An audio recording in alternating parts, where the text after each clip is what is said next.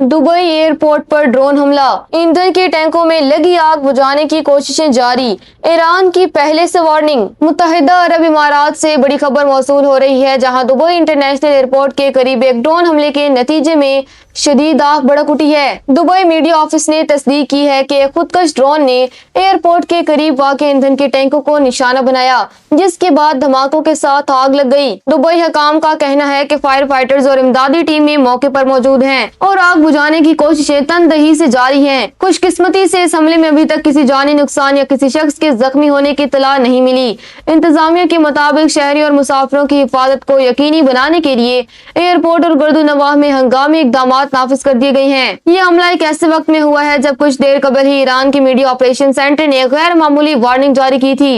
ईरानी हकाम ने दुबई और दोहा यानी कतर के मखसूस इलाकों के रिहायशियों को खबरदार किया था कि वो मुमकिना हमलों के पेश नजर अगले चंद घंटों के लिए इलाका खाली कर दें। ईरान के इस वार्निंग के फौरन बाद दुबई में होने वाला ये हमला खित्ते की सूरत हाल को मजीद कशीदा बना सकता है।